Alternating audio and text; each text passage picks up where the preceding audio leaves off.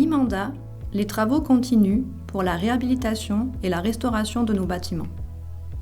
Les travaux de la chapelle Saint-Thyrse, édifice majeur classé monument historique de Castellane, se sont terminés à la fin de l'année 2023, redonnant tout son éclat à cette chapelle du XIe siècle.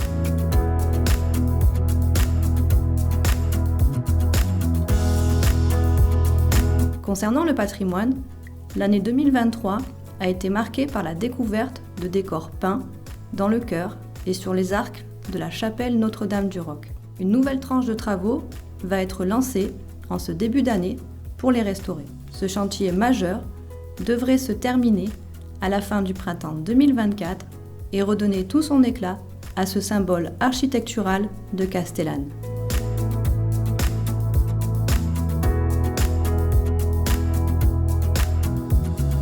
Les jardins de la Tour continuent à être restaurés avec le remaniement cette année d'un mur de restangue de 21 mètres de long. Ce travail traditionnel de pierre sèche participe à redonner son caractère à ces jardins si chers aux Castellanais.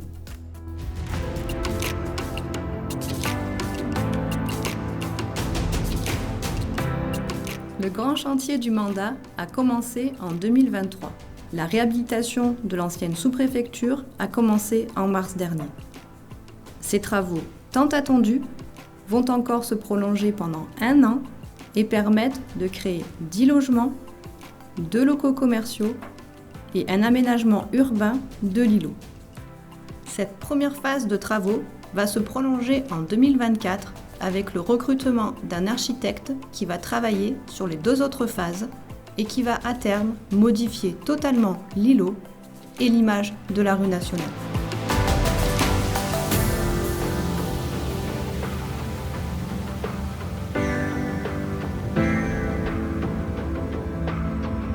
Castellane, ce n'est jamais qu'un village de 1500 habitants.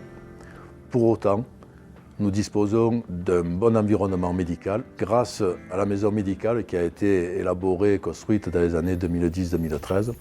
Mais aujourd'hui, ce dispositif était insuffisant. Et devant l'engouement que représente notre commune pour les professionnels de santé, il nous fallait ou agrandir la maison médicale ou créer une deuxième maison médicale comme lieu d'accueil. Nous avons récupéré les locaux de l'ancienne perception et nous l'avons transformé en maison médicale. Nous l'avons fait directement en régie. Ce sont les employés communaux qui ont réalisé tous les travaux de façon à obtenir 5 bureaux, une salle de réunion et un lieu de repos.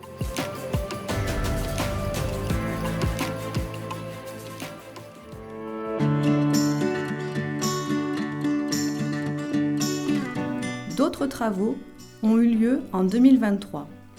Les toitures de la mairie et de la salle multi-activités ont été refaites. C'est un premier pas dans la rénovation du parc immobilier de Castellane. Des études énergétiques vont être réalisées sur les bâtiments communaux pour les réhabiliter selon les nouvelles normes en vigueur et ainsi réaliser des économies d'énergie.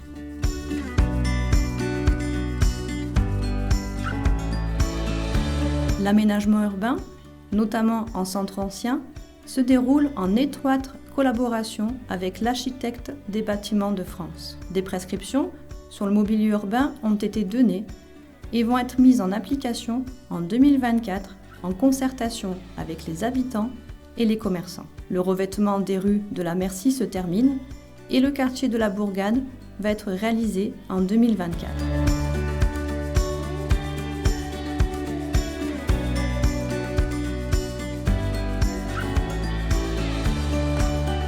Le parc de photovoltaïque, c'est un sujet prioritaire, mais qui n'avait pas pu aboutir pour les normes et les contraintes environnementales de l'époque.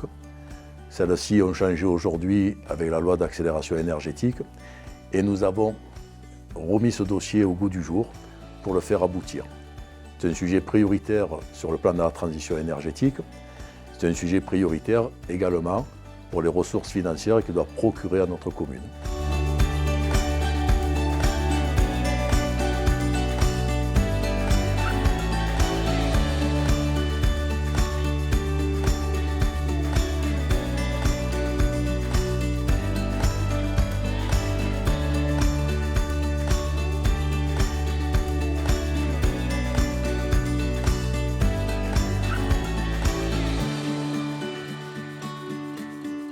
Alors Aïlo, pourquoi tu as voulu intégrer le conseil municipal des jeunes? C'était pour donner de nouvelles idées pour Castellane et pour représenter les enfants de Castellane. Alors Aïlo, est-ce que tu peux nous expliquer un petit peu quels sont les projets ou le projet principal que tu as avec tes adjoints et tes conseillers pour cette année? C'est mettre de la verdure, des plantes, des feuilles et aussi peut-être un mur végétal dans la cour de l'école primaire.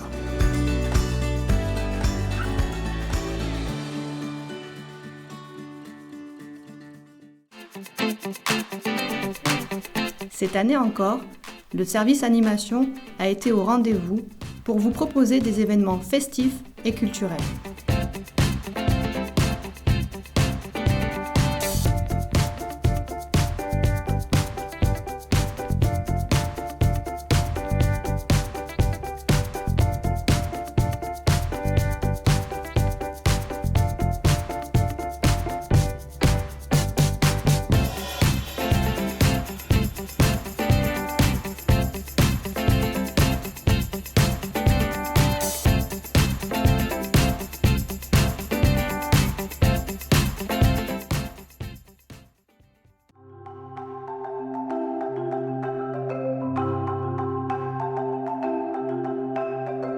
Je crois que ça a fait l'unanimité au sein du Conseil, ça a fait l'unanimité aussi au sein de la profession. Il était urgent de reprendre l'Office du tourisme, de reprendre cette compétence pour à nouveau être maître de notre communication.